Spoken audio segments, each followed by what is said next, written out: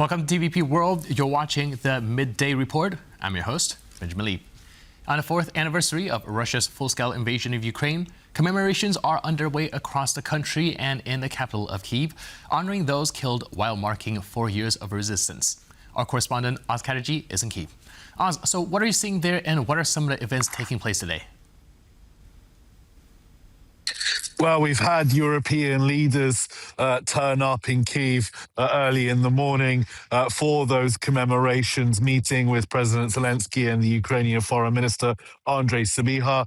There's obviously been the replaying that leaders traditionally do when they come to Kyiv at the wall for soldiers who have fallen in Ukraine's defense going back as far as 2014.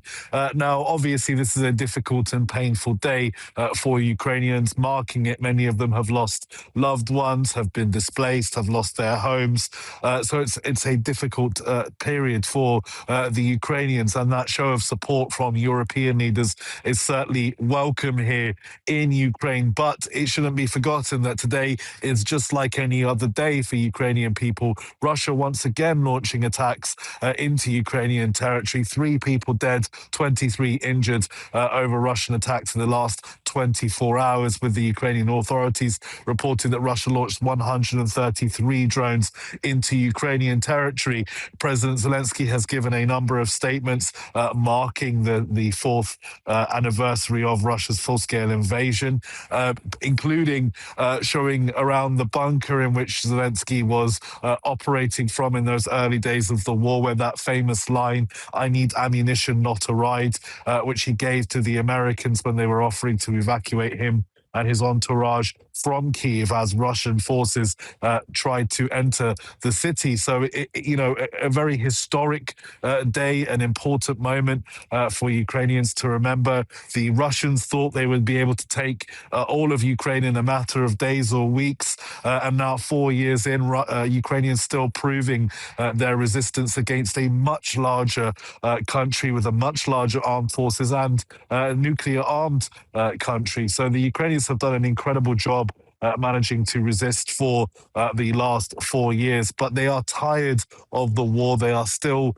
being routinely bombed by the Russians, and most Ukrainians are desperate for this war to end. The issue is, how does this war end? Does it end on Russia's terms and on Ukrainians' terms? And if you poll most Ukrainians, they absolutely do not want Russia's terms to be the way this war is ended. So for now, the war continues as European leaders and the Ukrainian government mark that 4th anniversary here in the Ukrainian capital of Kyiv, Benjamin.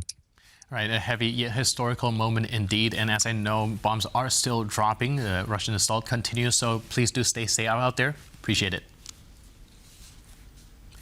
Leaders from nearly 35 countries gathered in Kyiv and by video link for a Coalition of the Willing summit.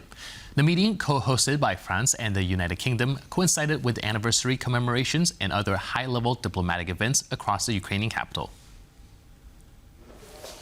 Officials used the summit to reaffirm sustained political, military, and financial support for Ukraine as fighting continues and diplomatic efforts remain stalled.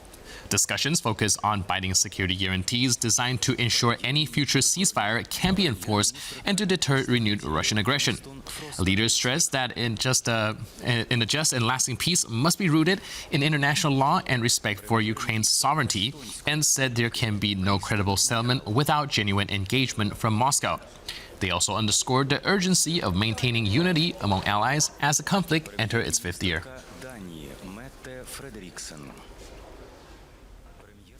For years after Russia's full-scale invasion of Ukraine, NATO is reaffirming its long-term commitment to Kyiv.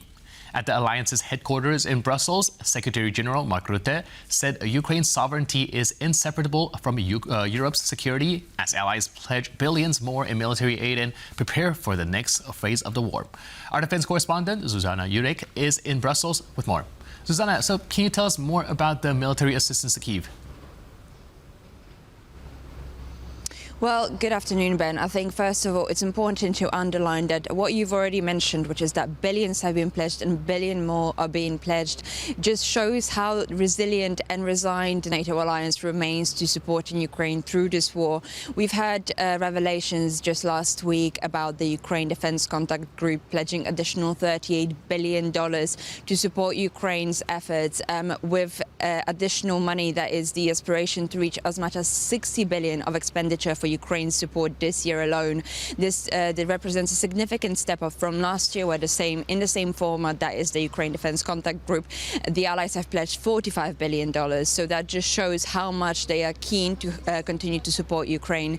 Additionally, as you mentioned, the Secretary General of NATO, Mark Rutte, took to the podium today during the anniversary commemorations to underline that although the heroism of the Ukrainians themselves has been imperative to ensuring that Russia makes minimal gains on the ground, it is also important to ensure that Ukraine has all the capabilities, most importantly air defenses, which it critically needs at the moment. Ukraine is a nation of quiet heroes, where both civilians and soldiers bear the burden of war. It is imperative that Ukraine continues to get the military, financial and humanitarian aid it needs to enable Ukraine to defend itself against Russian terror from the skies and to hold the front lines. This support is essential.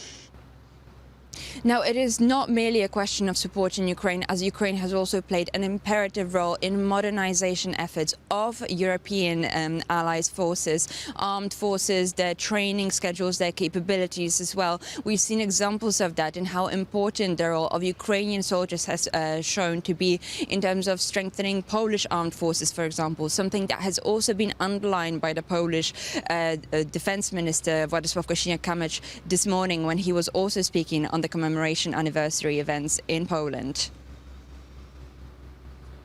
The transformation of the Ukrainian army that has taken place over these 4 years is an example of a benchmark for all NATO armies. We are building on this experience, looking at how to implement and transfer this experience to Poland. Preparing the Polish armed forces for a possible conflict based on the Ukrainian experience is a lesson that someone else is incurring on our behalf.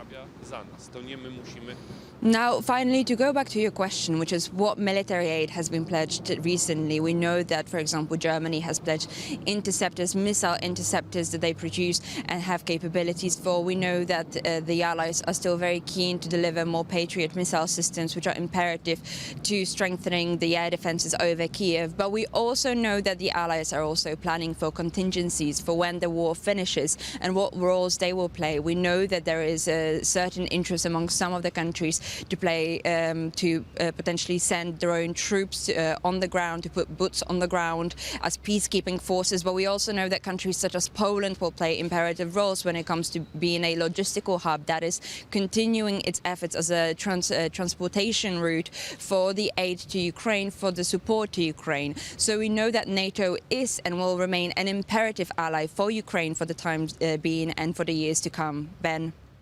Right, imperative allied indeed, and it does showcase how allies can strengthen each other in times of need. Meantime, thank you so much for your update. Appreciate it. 4 years into Russia's full-scale invasion, the war shows little sign of ending. In cities from Kyiv to Zaporizhia, civilians reflect upon their years of loss and uncertainty as fresh drone strikes continue to attack and wound Ukrainian civilians. Many say their greatest wish now is simple: an end to the fighting and a lasting peace. This is the first day of the 5th year of Russia's war of terror against Ukraine. At least 5 people were wounded, including a child, in a drone strike on Zaporizhia. Tired Ukrainian civilians dream of nothing but peace. I thought they could somehow come to an agreement. Now it's been 4 years. My child is on the front lines. I want all of this to end today. Let those who represent us debate on this. And if they can't come up with a solution, I don't care. I want peace. I want peace. Many Ukrainians thought the war would end sooner.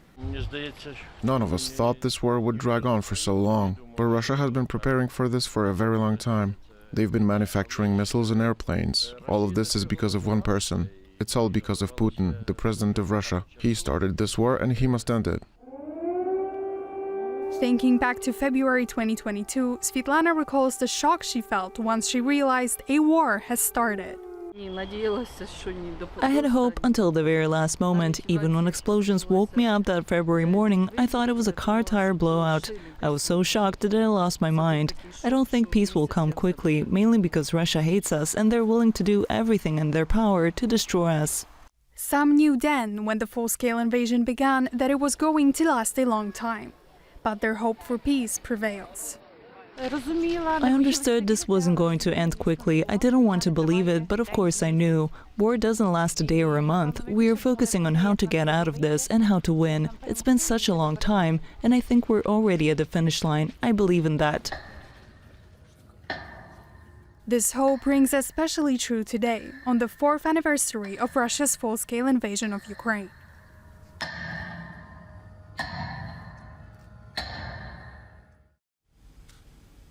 Russian and Belarusian athletes will be allowed to compete at the upcoming Winter Paralympics under their national flags and anthems after the International Paralympic Committee confirmed the move following a ruling by the Court of Arbitration for Sport.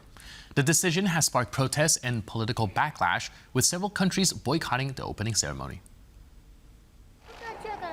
The committee's allocation of 10 combined slots to Russian and Belarusian athletes triggered a political storm ahead of the Games, given continuing tensions over Russia's 4-year full-scale invasion of Ukraine. International Paralympic Committee President Andrew Parsons said it was not his institution, but the Court of Arbitration for Sport who overturned the suspension. The decision was to treat both national Paralympic committees as any other national Paralympic committee. So we don't have a legal way to not have Russia and Belarus if they want. TVP World spoke to Michał Pół, a sports journalist and the press attaché of the Polish Paralympic team, who said he did not understand why the committee had made the decision. Even as a journalist and my colleague journalist, we don't know why International Paralympic Committee decided to allow Russia and Belarus athletes to compete under their flag, to hear their anthems after the medal at the medal ceremony.